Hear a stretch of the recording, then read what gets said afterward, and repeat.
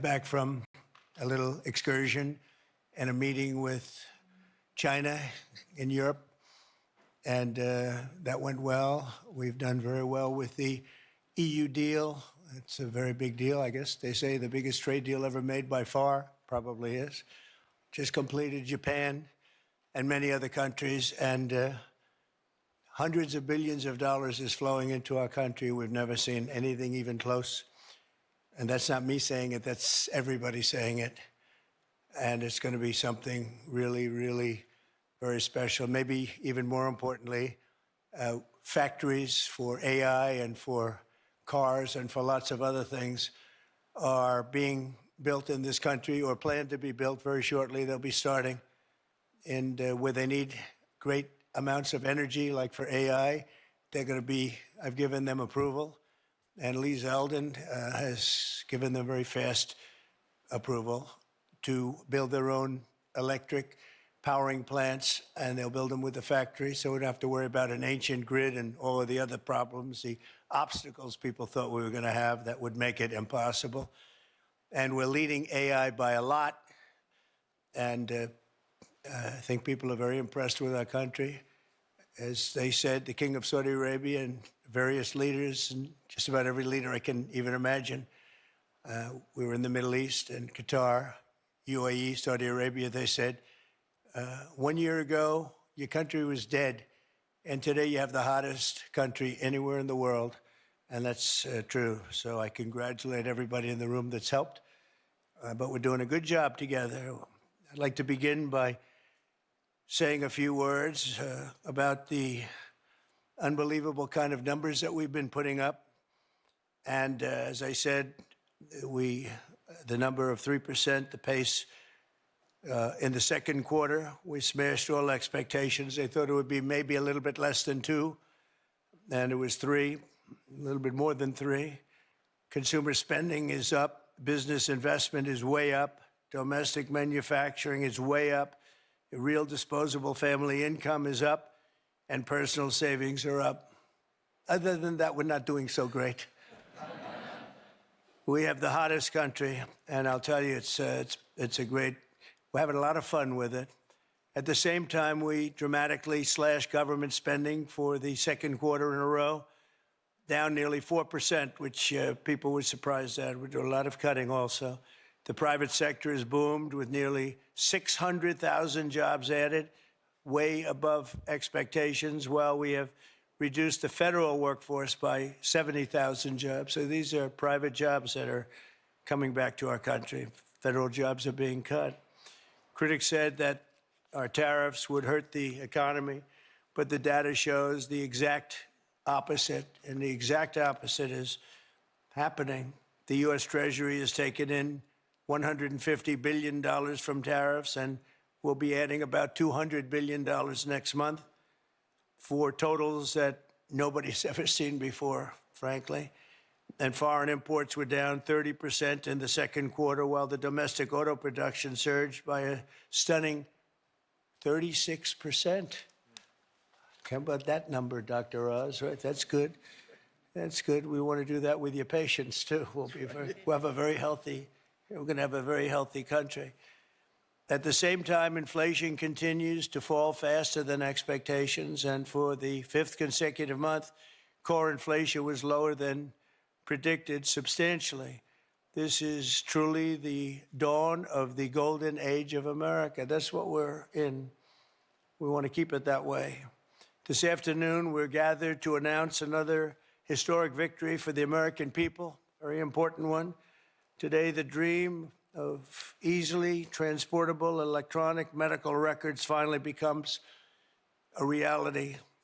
I want to thank Secretary Scott Bessent, Robert F. Kennedy Jr. for joining us, as well as Administrator of the Centers for Medicine and Medicaid Services, Dr. Mehmet Oz, all friends of mine, White House AI and crypto czar David Sachs, and Acting Administrator of DOJ, Amy Gleason, all here. And we have various great senators here, Senator Round, Senator Cassidy, thank you very much for being here and helping out.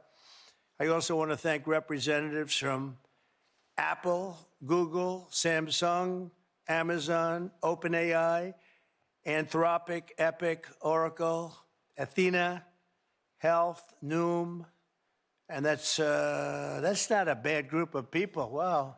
And they're the top people. We don't play games. You know, when you invite people to the White House, the top ones, that's a big net worth sitting in this room right now. Boy, oh boy, we better make sure the room is nice and safe. It's half the net worth of our country.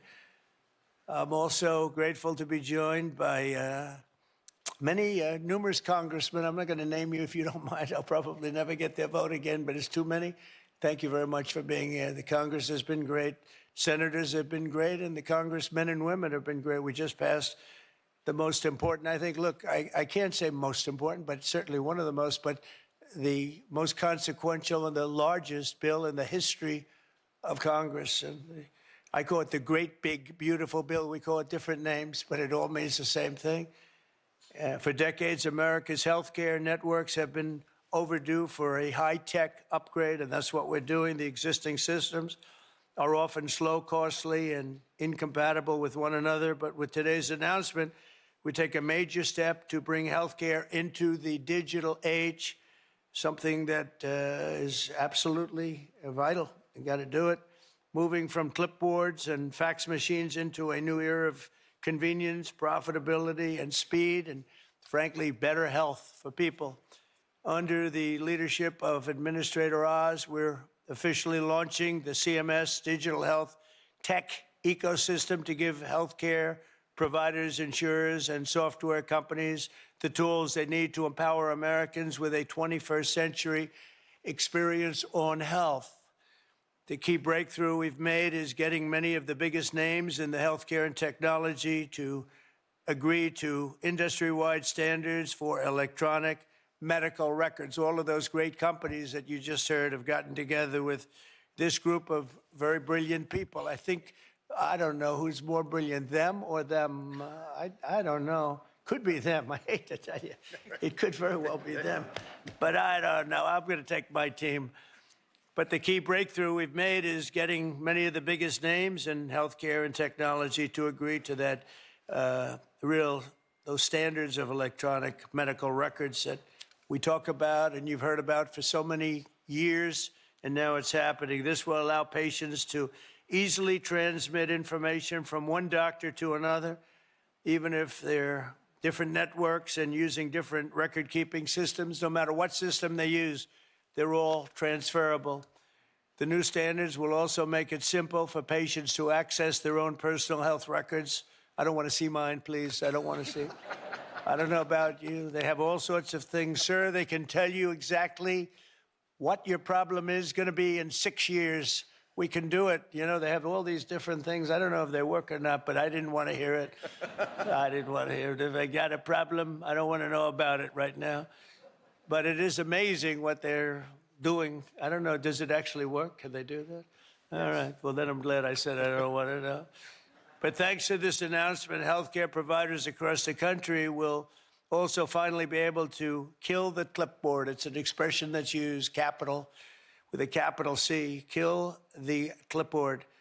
Instead of filling out the same tedious paperwork at every medical appointment, patients will simply be able to grant their doctors access to their records at the push of a button, just a button, and you're all set, and all the information the doctor needs will be immediately transmitted. The system will be entirely opt-in, and there will be no centralized government-run database, which everyone is always concerned about. I'm less concerned than anybody. I say whatever it is, but people are very, very concerned about the personal records. They want to keep them very quiet, and that's their choice. I think it's a great thing because it'll be absolutely quiet. Instead, doctors and patients will always remain in control. The benefits to millions of Americans will be enormous. We will save time, we will save money, and most importantly, we'll save lives. It's just going to make people live longer and be a lot healthier. I think that's really what you're looking to do. And now I'd like to ask Secretary Kennedy to say a few words, followed by David Sachs, Dr. Oz, and Amy Gleason. Thank you very much, everybody.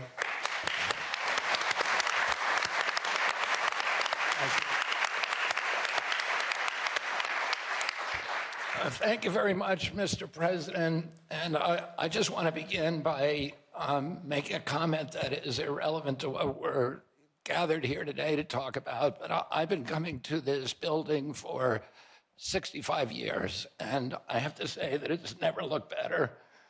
I've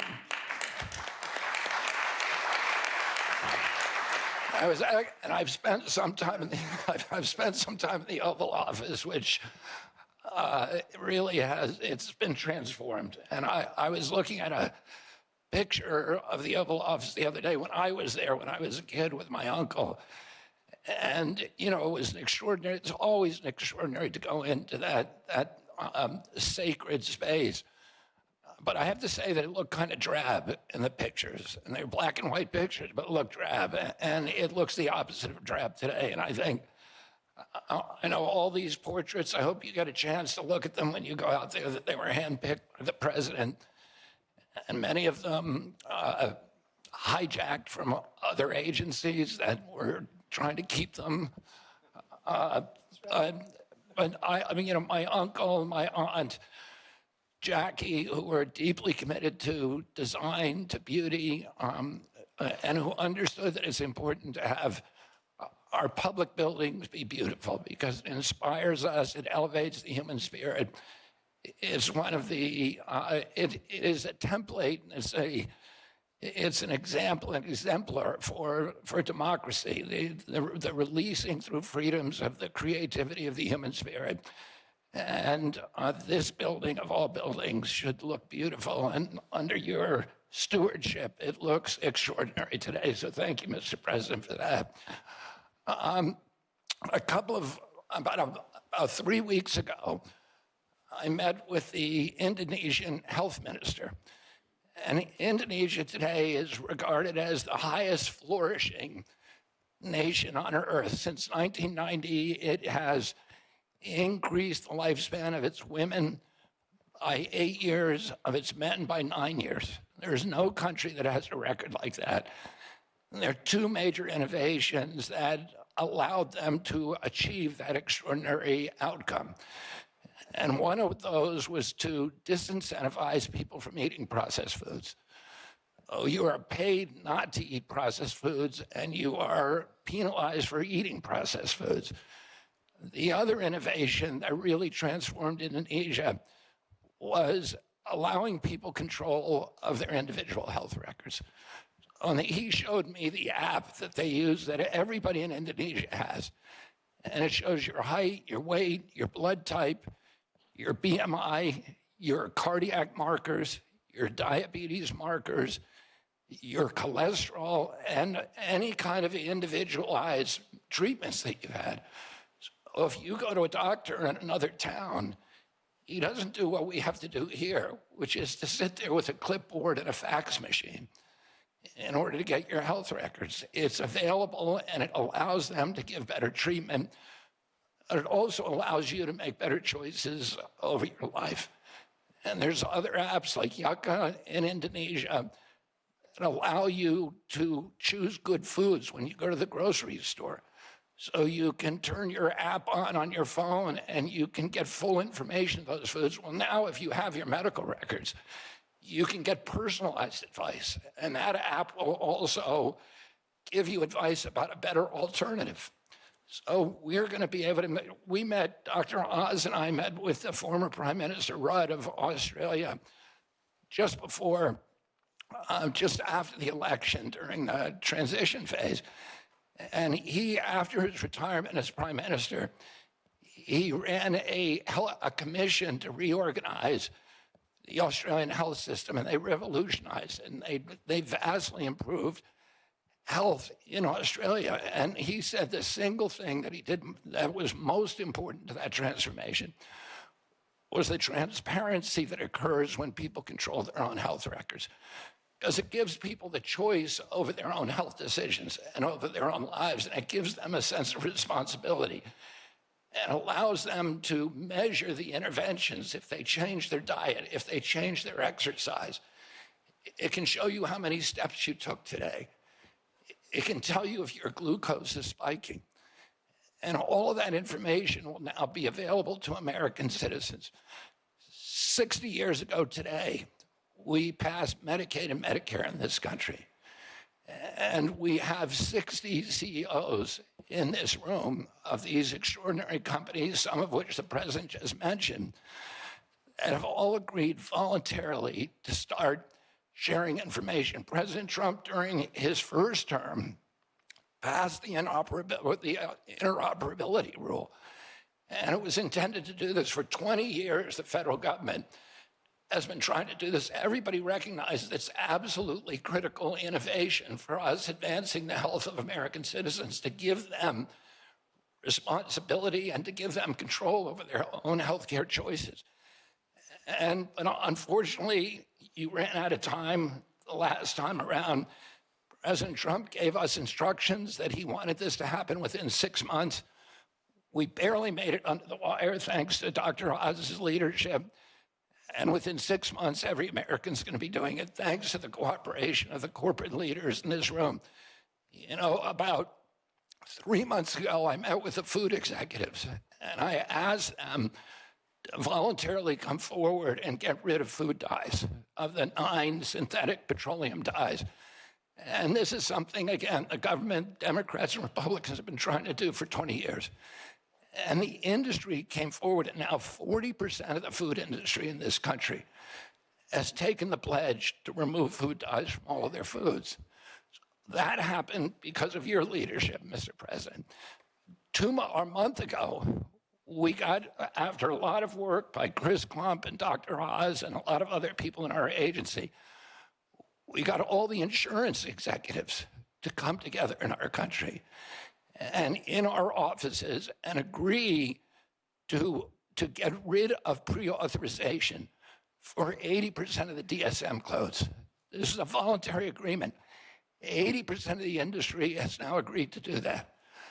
So this is happening because of good leadership.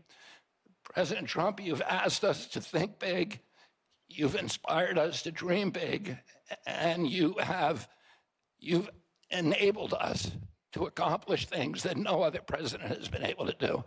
So I want to thank you for your leadership, for allowing this to happen, and with your leadership, we're going to make America healthy again. Now I want to introduce my friend, my colleague, the crypto czar, the acting administrator of Doge, David Sachs.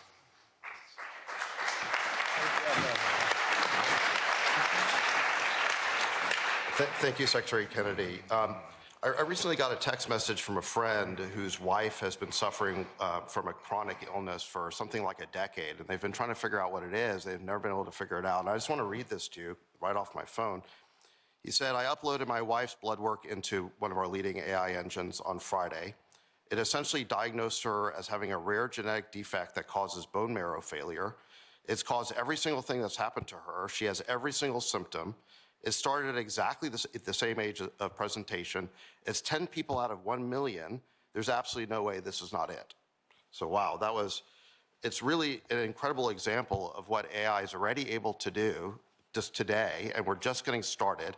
And this was one person putting his wife's data in one of our consumer AI apps, and he's already been able to get that diagnosis, and that's going to help them tremendously. The key is the unlocking of the data, because the more data that AI has, the better it performs.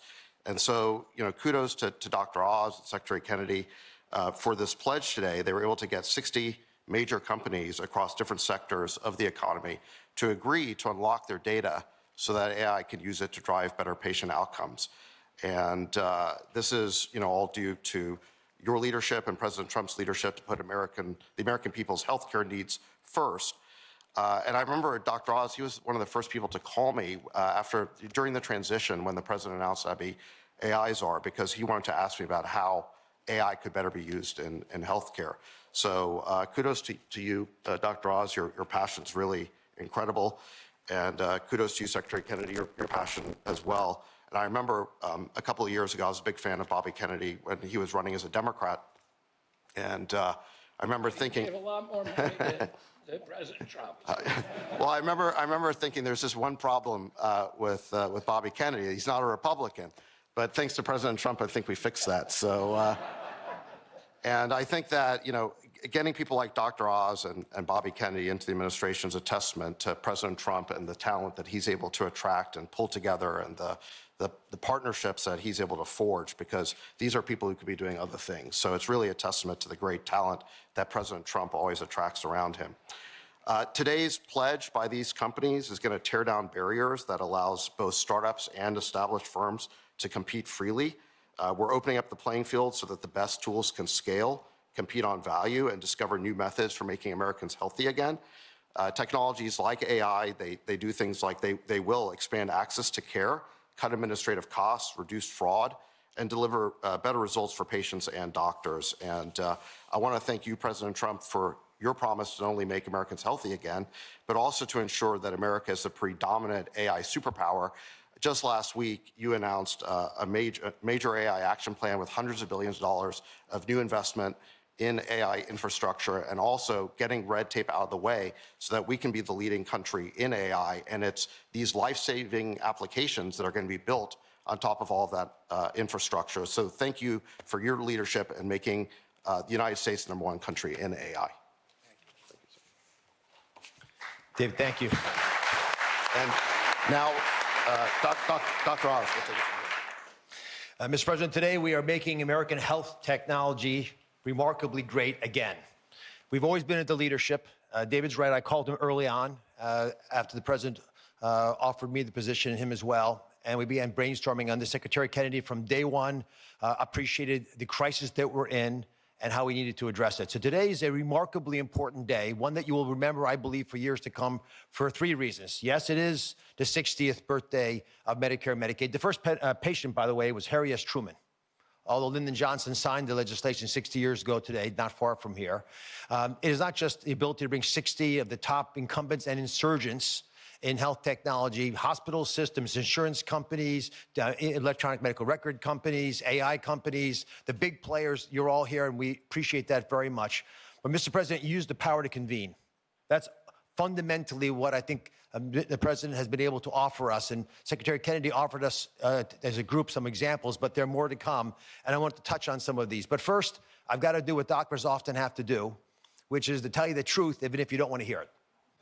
So here goes. These beautiful programs, which are the backbone of the social network, the social support system of this country, the safety net, they're flailing. They're flailing for a bunch of reasons. Medicaid is a unique entity. It has deviated from its original purpose by drift and by design. The One Big Beautiful Bill, the OB3 law, was elegant for that very reason. And President, I don't know if you remember this, I can share this, but he called me once and he was upset at me because I was going too strident at something. And he said, this is about fraud, waste, and abuse. That's what we're interested in doing. And that's exactly what the One Big Beautiful Bill accomplished. And it especially did it to save Medicaid by putting $200 billion more into it and allocating funds very specifically to use to support rural America. And primarily, some of that money will be used to support digital infrastructure, which is terribly lacking in many parts of the country. The money that's sent from Washington doesn't get to rural America. About 7% of Medicaid dollars get to rural hospitals. We now have an ability to infuse funds through this $50 billion Rural Health Transformation Fund into that system. The gathering today is another example of how we can actually jumpstart that and accelerate it. The other reality is COVID broke the system. It did for many reasons. Medicaid expenses went up 50% in 5 years. Medicare, the trust fund that we met at actually Treasury with Secretary Bessent and Secretary Kennedy as trustees, it goes bankrupt in 2033. And that is actually a conservative estimate. It could go bankrupt as early as 2029. Thankfully, due to the economy, that's not going to happen. But we don't want to have to take that risk, and there's some fundamental changes we need to make accordingly. Now, there's one other big reality about making the system more efficient, which is why what everyone here is talking about is so critical. And let's just pick an average American born in 1964. That average American born in 64 will retire this year at age 61. If just that one group of people born in 64 could work 3 years longer because they're healthy, because they feel like they want to do it, because they feel vital and vigorous, and they're flourishing, just that 1 year working longer is $1 trillion to the U.S. GDP. and it's $300 billion of tax revenue to pay for a lot of the problems that people are concerned about. So it's not just keeping people out of the hospital, getting them to thrive and flourish that makes what we're doing so critical today. I think there are a lot of realities to how healthcare has gone. Unfortunately, this system is frozen, and it has been for many reasons, despite efforts in the first administration. It's frozen in time, so it cannot address the quality lags that exist. While Netflix and Airbnb and Uber drivers are racing ahead, making arrangements, identifying the problems that are challenging us in healthcare have become incredibly difficult. You can't make appointments. The average Americans are tired. They're tired of waiting for a doctor's appointment. They're tired of waiting for the surprise of what your hospital bill is going to offer. That's being addressed by one of the president's executive orders. They're tired of waiting for access to their medical records. You own your medical records. They're yours. Why you can't have access to them is a stunning reality in modern day America. They're also tired of waiting for Washington to take action. And this president early on emphatically stated that wasn't going to happen anymore. And today we made that vision into a reality. And there's a fine line between vision and hallucination. What you did today was show it's a vision because you share it with us and we're moving ahead on it. And that's what today's commitments essentially are reflecting. And they are pledges. They're not laws. They're nimble and they're fast and they're quick because the president understands that you, each of you in your own way, understand these needs. And Secretary Kennedy spoke beautifully about the reality of what happens when you actually have electronic records, because what he said is happening in Indonesia, we'll have here. Within a year on your device, and 91% of Medicaid patients have smartphones. On this device, you'll get insights based on your records if you want. You don't have to take this, but if you desire, Amy Gleason is one of the smartest people I've ever worked with, has built a mechanism to be able to get you that information in a way with all these partners helping so that you can get nudged to pay attention to what you're eating and avoid processed foods that Secretary Kennedy smartly and wisely highlighted as so dangerous to our well-being. All this, by the way, is that will be at the fingertips. In addition, advice about which doctor to see, when to go see them, nudges, reminding you why I didn't do certain things. If you're a doctor like me, it's a very different story. It's to help you navigate the system better. It's giving you advice, decision support, which is becoming increasingly important as medicine gets more difficult. But I'll tell you the best thing of all, how many of you have been with your doctor telling them something heartfelt, very emotional, and they're looking to the side, typing into their computer, right? It's common. Put your hands up. I just want to see it. Yeah, most everybody. And that's unfortunate because the whole sacrament, the whole covenant of being with the doctor is having them look you in the eyes and realize you're there for each other.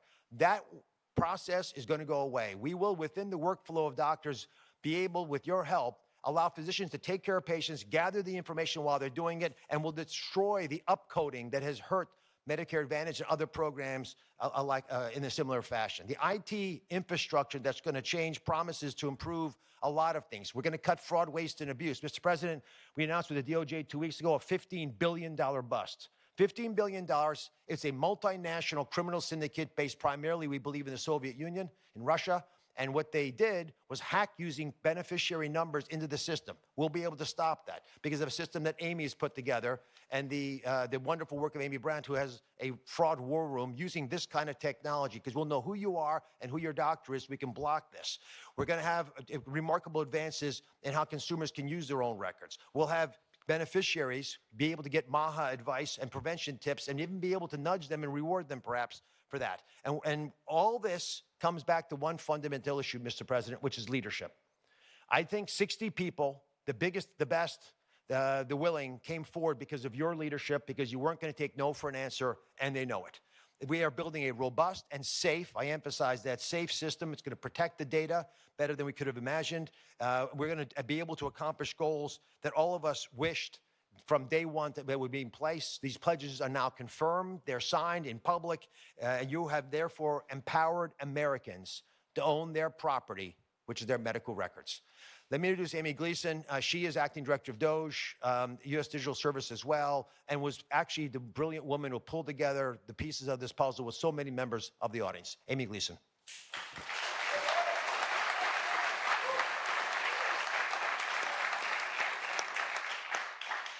Good afternoon. First, I would like to thank President Trump for his leadership in this area, and Secretary Kennedy and Administrator Oz for driving this work with clarity and urgency. I would also like to thank my colleagues who have been instrumental to this, and we've worked a lot of late nights and hard times on this, and it would not have been possible without them. I want to start today with my daughter Morgan, who's here in the audience. If you'd please stand up. I am so inspired and energized by your strength every day. And we also have two other patients here, Randy and Tom, who have been very inspiring. Thank you for being here today. You're why this all matters. Let me start talking about my daughter's history. So 15 years ago, she was diagnosed with a rare disease. She was 11 years old, and she started showing mysterious symptoms. Over the last year and a half after that, she saw the country's best doctors, but she still continued to get worse. At some point, she couldn't stand up off the floor or walk up the stairs, and we still had no answers. I carried a binder of paper records to every doctor's appointment so that I could keep them aligned.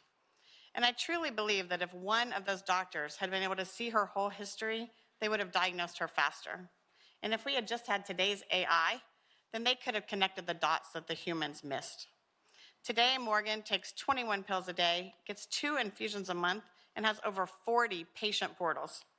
Her disease is very rare, but her experience, it's very common. And that is what we're here to fix today.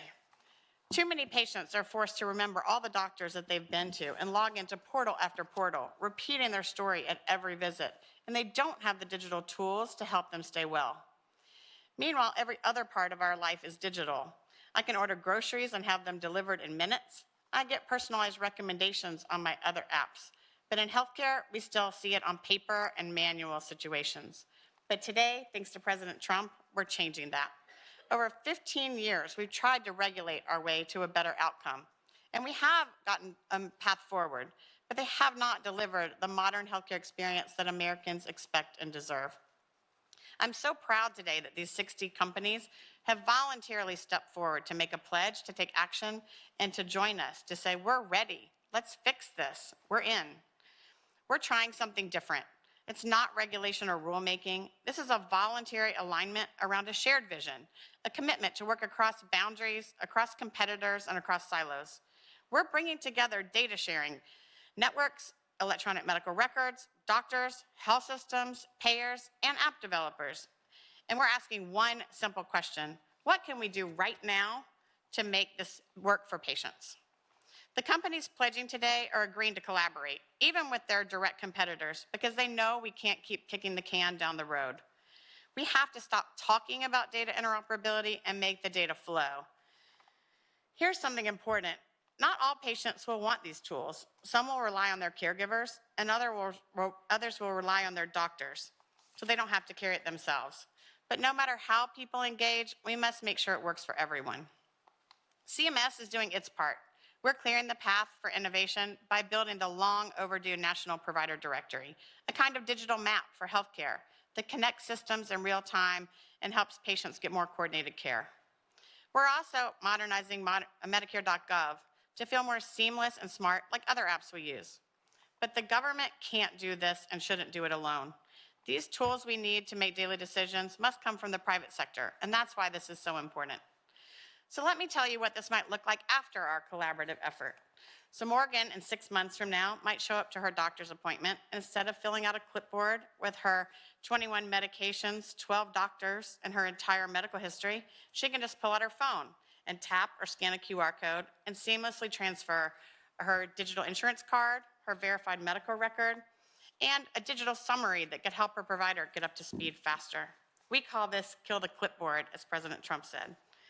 After the visit, Morgan opens her AI assistant, a tool that she has authorized to access her records, and asks, what did the doctor say today? What did these results mean? What should I watch for now? And the assistant responds using her actual health history, explains her care plan in plain language, helps her track her symptoms, and even schedules follow-up visits if she needs them. And lastly, she has a new favorite app that helps her manage her chronic conditions, because for years, Morgan has said what other patients say: I only see a doctor a few days a year, but I live with this disease every day. Today, we're starting with apps that can support patients 24 hours a day from anywhere in the world. They don't replace doctors, they just fill in the gap between visits so that care is continuous and not episodic. So what makes this effort different? Today, we have all these apps that want to provide these services, but they can't get the data because it is so hard for patients to access their records. But today, we have 18 network companies who are here pledging to fix the infrastructure that makes this possible. They're doing this through modern data sharing networks that removes the burden on patients and providers and makes it available in real time using modern identity, just like when you check in at the airport. These honor patient privacy and transparency, and most importantly, it's a movement to work together to remove the friction that's holding us back. Because access to information shouldn't be a luxury, it should be a standard. So for all the Morgans out there, come join this movement with us at cms.gov. Let's kill the clipboard and axe the facts. Let's help make health tech great again. Or in this case, maybe it's for the first time. Thank you, President Trump.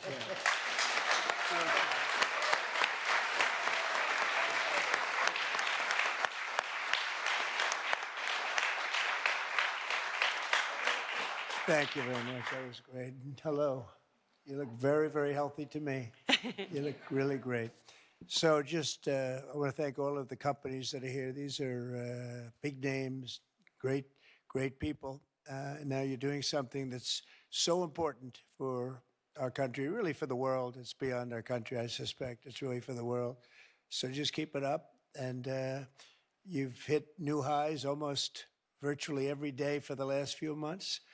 And that makes your job probably a little bit easier. You're under very little stress. But someday you might have a little bit, but you're not going to have much. I think we're really going to great heights. But I just want to thank everybody, political people and the teachers and the companies and all of our cabinet. I even see Newt. Do I see Newt? I see Newt. Look at him. He's such a handsome man. He's a healthy man. We don't have to do any tests on him. But good to see you, Newt. But I just want to thank everybody. This is a very big undertaking, and it's a very serious undertaking. It's going to make a lot of people lead a much better life. Thank you all very much for coming. Appreciate it. Thank you. Thank you. Can I call you by MFN? Yeah. Can we start?